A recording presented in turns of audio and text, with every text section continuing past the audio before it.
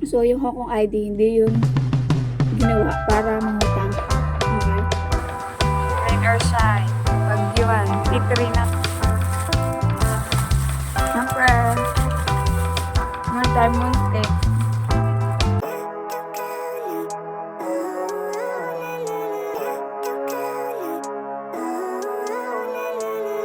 Living life, every day, late at night, not okay, all I want.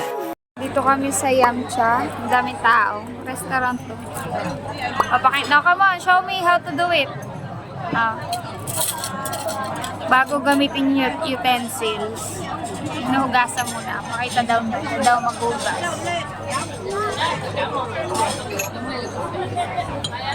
Okay, show me how to do it.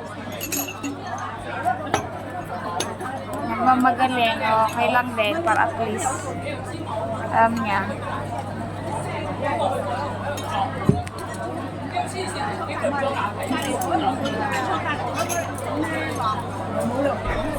Kasama namin mag-lunch yung matanda. Yung parents ng amo kong lalaki. Siya amo kong lalaki. Sa mga alaga ko. Ayan, tea yun, tea. Kasi ito hot water to. Hot water. Tapos hugasan niya yung lahat.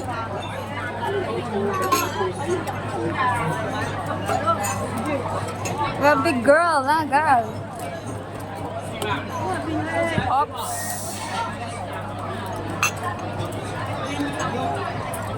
Okay, thank you. And then, yan, iwawash din niya yan, mga ano. I give it to you. And yung ginagawa ni ano kasi. Yeah, you do it for us, right?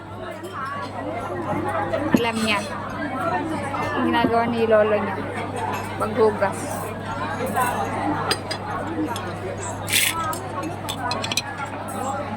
Sa ano? Sa Victoria Harbor. Yan yung mga ano nila. Mga menu. Marami silang pagkain dito. Mga dim sum. Mga ganyan. Ang dami, mga dim sum. So, antay namin amo ko. Sige. Maraming tao dito. Saturday today. So, kasama ako lumabas. Last week, hindi ako sumama. Kasi marami akong gagawin. So, ngayon, maraming tao dito. Puro karaniwan dito mga matatanda. Kumakain dito. Nagawa ka rin siya.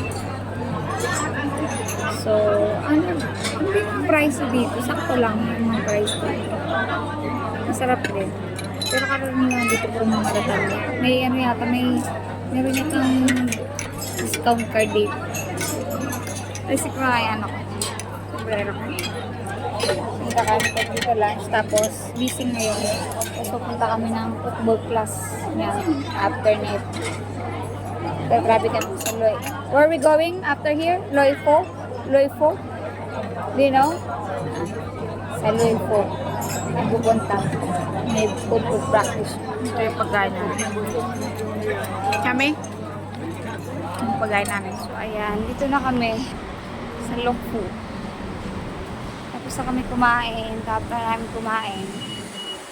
Diretso kami sa football. Ayan, malapit na.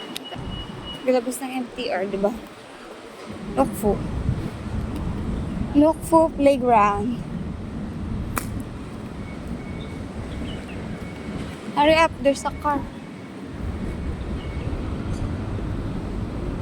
Dito sila mag-practice today. Ayan, Lokpo Recreation Ground.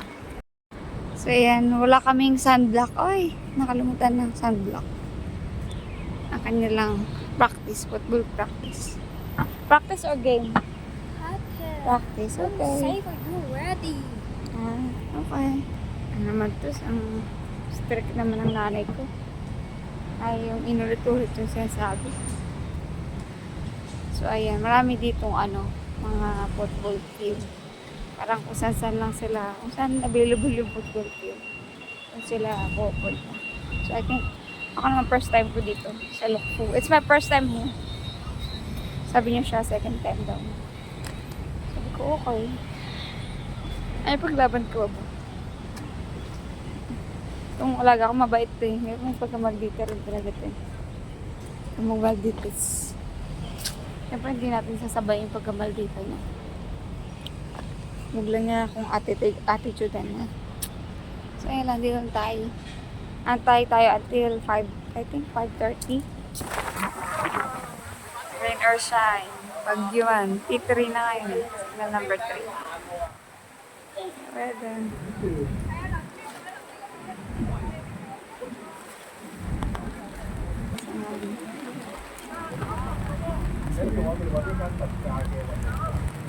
Mahangin na kami dito. Ang weather. Ang bagyo.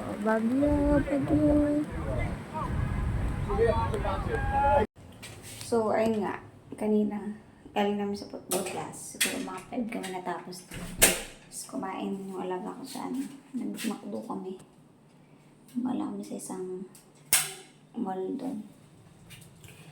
Kumain kami ng ice cream. Nilibre niya ako. So, hindi pa tapos yung trabaho natin. Dahil wala pa yung mga amo ko. Alam mo na, ako pa rin ang pasaway pa rin tomato. Nag-aaral yung isa. So, yung isa, iba ko nasa. Hoy, Nayumi! Sabi ko, nagtapon lang ako ng basura. So, ayan, it's been a long day. Hindi na ako nagluto kasi may gulay lang na niluto ng alaga ko kanina. So, hindi ko na niluto yung manok kasi ano oras na kami dumating dito. Mag-8 na. And, ano ba? Yeah, maliligo na ako kasi ay pamaligo na alaga akong lalaki. Nag-aaral muna daw siya. Tapos yung mag-cellphone. So, yeah. Ayun pa, meron pa. Asikasuhin ko pa itong dalawa na to. Pero, ayan, pupush ko mag-aaral yung bunso. Yung alaga ko babae. Then, maligo muna ako. Tapos, yan, antayin ko pa sila amo ko. I'm not sure kung ano oras sila dadating today. Kasi meron silang fellowship sa yung mga ka-church meet nila. So, yeah. So, maybe 11, ganyan, o 10, early. 3 days later. Ang ganda ng weather today.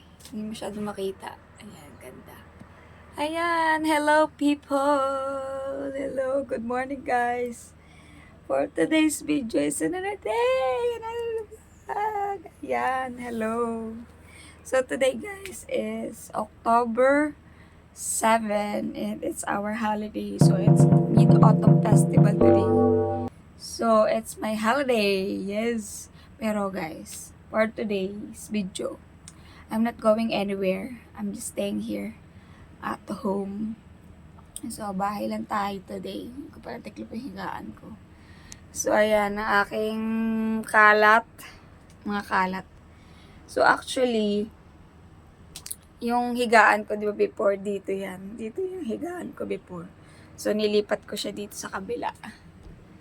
Trabaho ko yan, guys. Talagang ang bigat-bigat ng double deck na yan. And talagang pinush ko. Kasi walang signal dito, banda. Kasi may tapalodo yan doon sa loob, yung ano ng bike namin. So, wala akong nakakawang signal dito at kahit na paano, meron. As pag dito kasi talaga, serious, talagang ginanong, inigit ko talaga yan siya nang ako lang mag-isa. So, wala naman tutulong sa akin. So, ako lang. So, ayan, hindi tayo gagala today. I'm just actually listening and reading sa devotion namin. Devotion. And yeah, I just finished. But I will read more after. So, start ko lang yung vlog ko. So, yeah, na yun ang ating ganap today. Wala tayong ganap. Dito lang tayo sa bahay. So, I made me coffee. Tulog pa yung mga amo ko. I make coffee today. So, habang nagbabasa ako ng Bible, mag-ano tayo, no? Ay, yan natin kape. Timpla ko eh. Haluin ko muna pala. Baka may natira pang ano. Tinimpla ko kanina. Pakulo ako ng tubig. Yan, tapos meron tayong, ito yung almusal natin. Ubi bar. Yes. Pinili ko to nung, last Sunday. Today is Tuesday. So, Mid-Autumn Festival ngayon. I mean, yung lantern. Yan. Binan nila yung lantern. Susod sila ng Chinese, attire. Ganyan. So, today, yung alaga ko kahapon sa school nila, yun yung ganap na. Oops. Okay. So, ayan. Ay, narisip ko muna to. Baka mabasa. Uy. Yan na natin. So, iba yung mga sisters natin nasa labas. Actually, open yung church namin. Open siya. Pero, ayoko lumabas eh. Dito lang tayo. Kasi pag doon, hindi man ako makatulog doon. Pwede naman. Pero hindi ako makakatulog.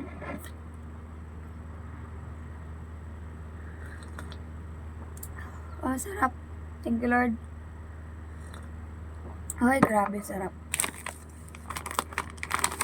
Ayun lang, parang ito buksan. Ang laki nga po itong maganda itong napili ko. Tapos mamaya, iniisip ko na agad anong kakainin ko later. Ayan, ating dito lang tayo sa kwarto, dito yung holiday natin. Alam nyo guys, lagi ko nga inuulit sa inyo, I'm blessed talaga na I have my own room. Kasi ibang mga sister ko sa church is wala silang own room. So talagang they have a own room. Most of them, meron silang sariling kwarto. But wala silang yung may istorbo sila, feeling nila hindi sila makapagpahinga. That's what I feel before. Before ako magkaroon ng kwarto guys, share room ako sa mga alaga ko. So, talagang maaga pa lang gusto ko na lumabas. Kasi, feeling ko talaga hindi rin ako makapagpahinga. Kasi nga yung mga alaga ko, kukulitin ka. Siyempre, share room kami. Ay, normally nangyayari nun. Share room nun. Double deck din yun. Bali, double deck is meron sa baba. So, 3 kami doon sa kwarto. Tapos, napakaliit lang ng kwarto namin before. Mas malaki pa nga ito eh. Yung kwarto ko na to. So, ayun nga, ang nangyayari nun, hindi ka makapagpahinga kasi kukulitin ka na alaga mo, akit-akit sila doon, kakausapin ka nila, alam mo yun, hindi ka syempre, tapos may hiya ka pa na makipag-usap doon sa telephone or whatever, nakakahiya. So, lumalabas talaga ako ng maaga sa church, talaga ako nagpupunta nun, or anywhere na pwedeng hindi sa bahay.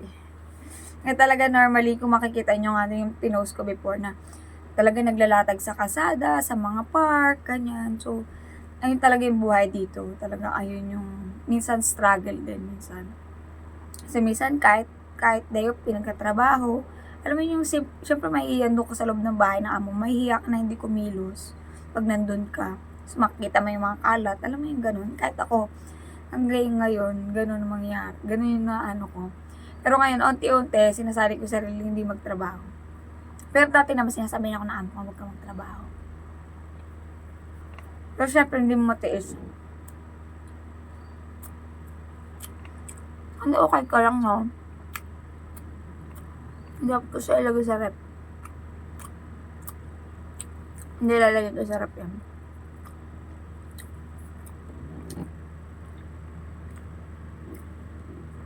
Tapos yung ibang mga sister ko, yung mga alaga, talaga yung mga alaga. Dito so, before pa to, ang bagong lipat kami dito. Hindi pa to ayos.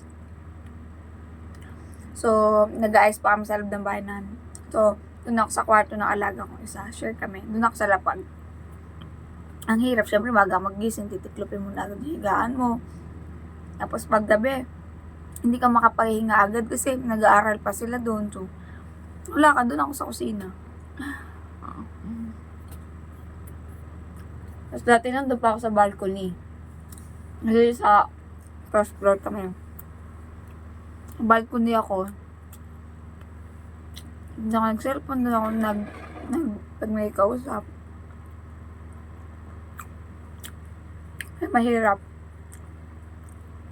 meron yung churchmate ko, sinare ko yung before na sa kusina siya, nagtulog. Actually, meron siyang kwarto, pero wala daw signal doon. So, pinili na lang sa kusina. Tapos, ginawang stock room yung yung kwarto niya. Doon siya sa kusina. First time ko nakita yung as in talaga kasi, di ba isang hallway na ganyan. Hindi siya naglalatag. So, kailangan, tapos na lahat ng gagawin niya, or nakakuha na ng tubig yung mga yung amo niya, alaga niya, ganun. Bago siya makapag-hayahat talaga sa higaan. So, di ba, grabe yung sacrifice ng mga ng mga OFW dito sa Hong Kong. So, kasi normally kasi dito maliliit lang naman yung mga bahay. So, hindi mo rin masisi yung mga amo. So, yung iba, kortina lang, ganyan. Parang ginawang, ganyan. Division cortina, ganyan. Ganon yung iba. Kaya din. So, nakakataawa din, di ba? Kaya talaga, sabi nga nila, kailangan maging thankful tayo sa lahat na meron tayo. Pero actually, blessed pa rin na at least may ganun. Kasi may mas worse pa sa toilet, ganyan, yung sitwasyon. Ayun nga sa kusina, parang ang hirap gumalaw ng ganun, diba? So, yeah, so we're blessed. So, ito, isa lang yung gusto ko lang din i-share sa inyo. Minsan, kailangan wag natin i-compare yung sitwasyon natin sa iba. Kasi magkaiba nga yun, diba? So, kailangan maging grateful and thankful pa rin tayo sa little things na meron tayo. Kasi, yung katulad ng ganito, huwag tayo mag-complain, wag tayo laging mag-complain o mag-grumble, yung laging nakamangot or whatever. Kailangan maging thankful tayo sa mga meron tayo. Kasi yung iba, hindi pare-pares yung sitwasyon. Yung iba, sabi nga may sarilang kwarto, pero madamot sa pagkain, madamot sa ganyan, yung sobrang stricto. Ang iba naman, may okay sa pagkain, pero yung wala kang sariling kwarto. Alam mo yung mga ganun, may mga hindi perfect yung mga magiging amo natin. So, wag tayo masyadong, alam mo yun, mareklamo. Ako, ayun din yung iniwasan ko kasi, lalo na yung unang dating ko dito, wala pa akong kwarto. Talagang, mako-compare mo talaga yung sitwasyon sa iba. Kasi lalo sinishare nila yung okay sa kanila, okay sila sa pagkain, ganyan, whatever.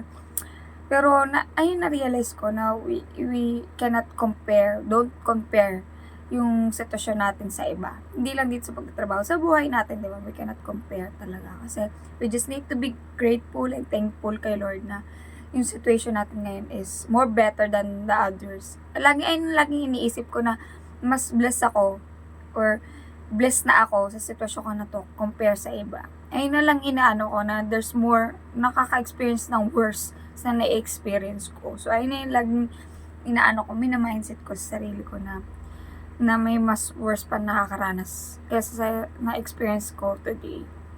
So, ayun yung gusto ko i-share. Especially sa lahat ng mga aspiring domestic helper or gustong mag-work dito sa Hong Kong as a domestic helper.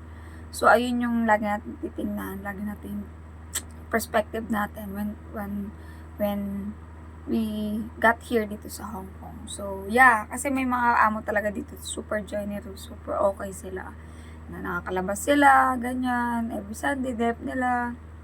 May iba talaga, kahit first month pa lang nila, pinapalabas sila sa holiday. So, we cannot, alam mo yun, hindi natin ma-compare yung buhay natin, sitwasyon natin sa iba. So, ayan lang. So, I am blessed. I'm here sa mga amo ko. Alam mo yung mga amo ko, they are not perfect.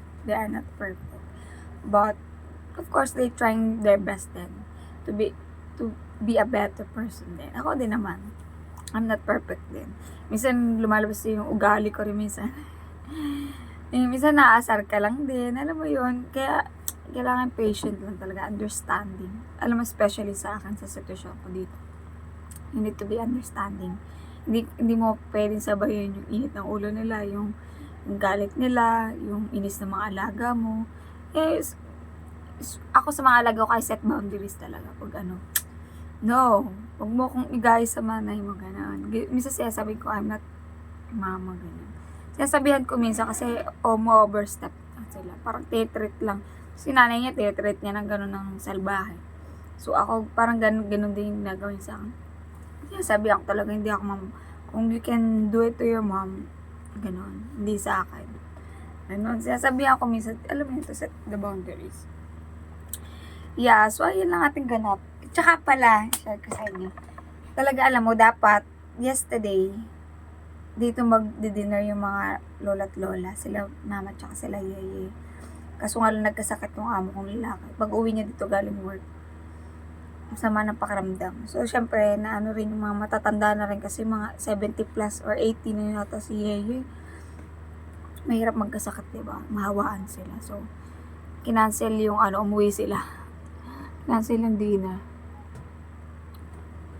Pero ito yung sobrang blessed din ako sa mga lolo at lola sa father side.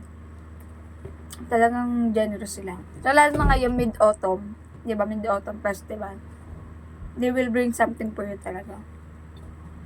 Di ba nga last time, binigyan ako ng yung ear, biscuit.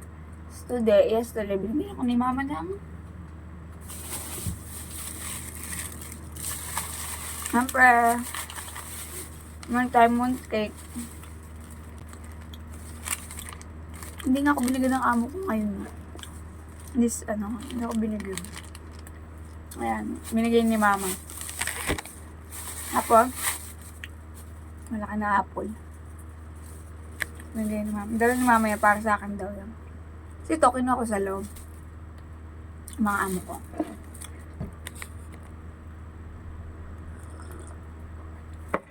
Diba? Super sweet yung nila mama. Tsaka yung nakaraam, ano bang binigay sa akin nung nakaraam? Binigay din sa akin last Saturday. Nagkita kami, binigyan din niya ako. Binigay din sa akin si mama. Ito, binigay niya sa akin, mga tea. Ano ito parang flower tea. Nakalimutan ko yung ito. Shirantirum. Basta alam ko, flower tea yan, flower. Ni-research ko na yun flower tea. So, pwede ko siya iuwi sa Pinas. Kasi ito, production, lang naman. So, hindi po siya expired. Binigay sa akin ni mama. Yung last Saturday, kasi ito binigay niya sa akin din. Noodles. Kasi ito, alam ko sa akin ito Kasi yung sabi lang naman niya na, yung mushroom para sa kay mama daw. So, ito alam ko akin to. Ito, 2026 pa naman. So, pwede ko pa siya ilagay sa box. Kasi hindi ko na malulutuin dito. Pwede naman din. Kasi ito, binigay niya kahapon. Kasama ng apple, tsaka ng cake. Ito. And then, egg noodles. Shrimp, egg noodles. Masarap to. Siya, 2027 pa naman siya. So, pwede ko pa siya iuwi. Pero hindi ko siya alam kung lalagay ko siya sa box. We'll see.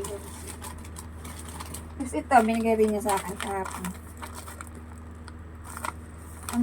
Brown sugar Chinese sweet crispy. Parang sa atin, yung biscuit. Ay, iba kong tawag dyan. Basta parang rice, siya. Na ginawang Yan.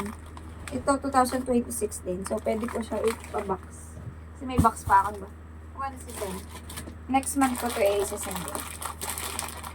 Kasi yan, macaroni, binila niya ako. Ninala niya. So, 2027 ko. So, pwede ko siya i-box. So, ayun yung mga binigay sa akin ni mama. Diba? So, sobrang sweet talaga yun. Laging may something talagang ibibigay kahit ano. Hindi sila nawawala ng binibigay sa akin. Kaya super blessed din ako sa mga amo kong mga amo ko tsaka sa mga lola. Both side. Ganun din. Kahit sila Popo tsaka sila Kongkong. Pero mas close ko kasi sila sila Yeye tsaka si Mami. Kasi syempre sila yung lagi nandito. Tapos si Yeye kasi marunong mag-English. Si Mama hindi masyado Pero alam nyo, talagang blessing in disguise lang talaga na si Mama, marunong siya makipag-communicate. I mean, hindi man marunong mag-English, pero yung action, marunong siya. in-explain niya. Ako naman, thank you Lord talaga na na practice din yung ko, common sense. Common sense talaga. Kailangan may common sense ka na paano mo maintindihan yung sinasabi niya kahit di mo naintindihan. Ganun. Talent yun, di ba? Thank you Lord. I was thinking, baka mag-jogging ako later, tonight. Gabi na or hapon. Mag-jogging tayo. Punta tayo sa park dito. Para at least productive yung araw na. Mga peps. Maraming tao. Medyo maraming tao. So, nag-iikot na ako. Nag-iikot na ako. Dito na tayo. Lakad muna ako. Mga doon ako mag-start. Lakad muna lang. Takbo na tayo. Let's go. Guys, hello! Back! Tapos na ako mag-jogging. Nakaligo na rin ako. Inano ko lang yung buhok ko kasi mainit. Bukas ko lang ng aircon. Uy! Tapos nagluto lang ako ng ramyun. Noodles. Andiyan yung amo kong lalaki. Yung amo kong babae tsaka yung bunso. Wala. May football class. Nilagyan ko lang ng egg. Tapos may shrimp akong natira kagabi. Tapos nilagay ko dyan. Yeah, thank you Lord. This blessing. Ewan ko kung kakain na sila. Una na ako. Thank you Lord. Jesus name. Thank you po. Yan. Sarap. Gutom na ako. Hindi ako nag-lunch eh. Yan.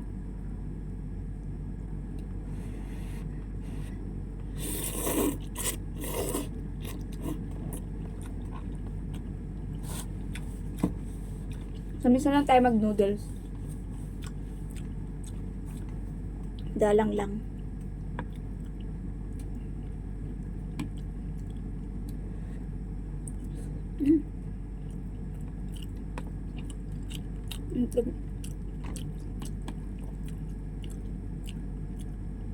Ito yung binili kong ramyun. Yung Korean ramyun. Sarap. Hindi ko na nalagyan ng gulay. Madali na ako magluto.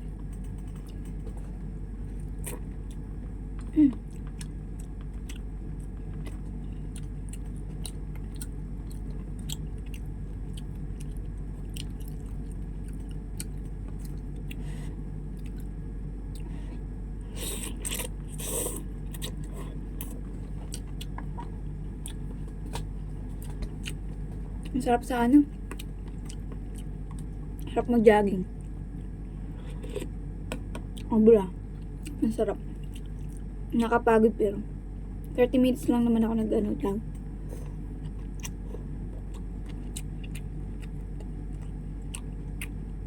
Lakad-lakad.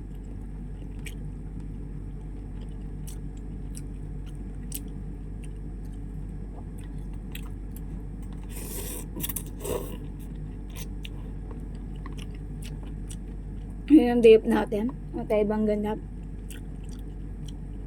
Dito lang tayo sa bahay. Na kwarto.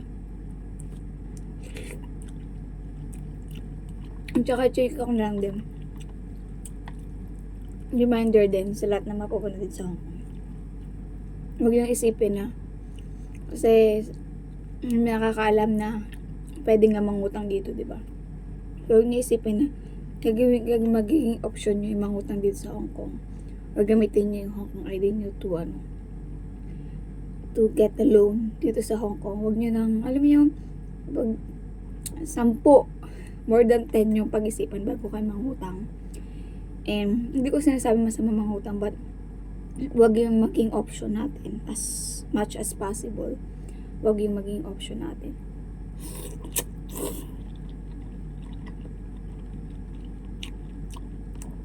Una, ayun sa mga reason bakit terminate.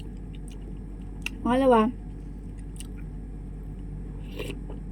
masasanay tayo, alam mo yun, na gano'n. Yung cycle. At saka hindi yung utang ng solusyon talaga. May good utang at saka may bad utang kasi. Pero pag hindi mo kayang handle yung wag na.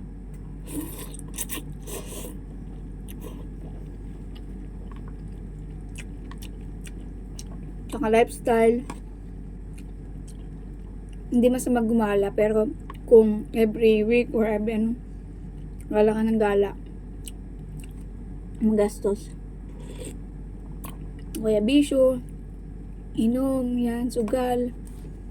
It's common here but huwag nyo nang gawin. Sira buhay nyo.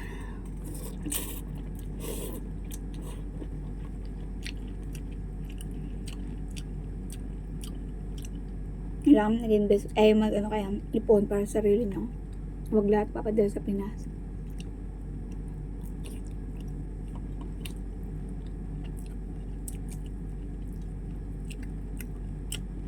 Mahirap ka lang turuan natin pamilya sa Pilipinas. Dumiskarte ang sarili nila. Especially kung nasa right age naman.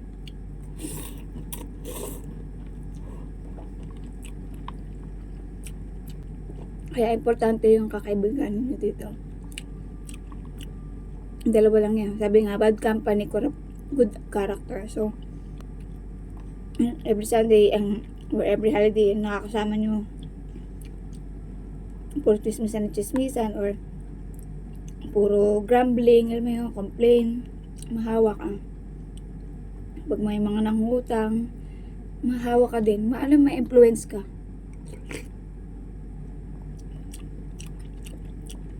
Yung iba kasi normal yung mga narinig ko.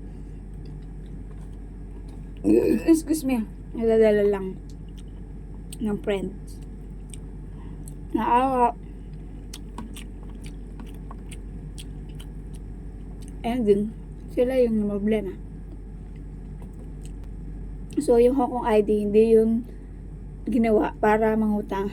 Okay? I just want to clear. Ang Hong Kong ID is for talagang identification lang talaga siya. Kasi dito, sa Hong Kong, ID, one ID lang, sapat na. Not like in the Philippines, ang daming ID, diba? Dito isa lang. Hong Kong ID lang, importante.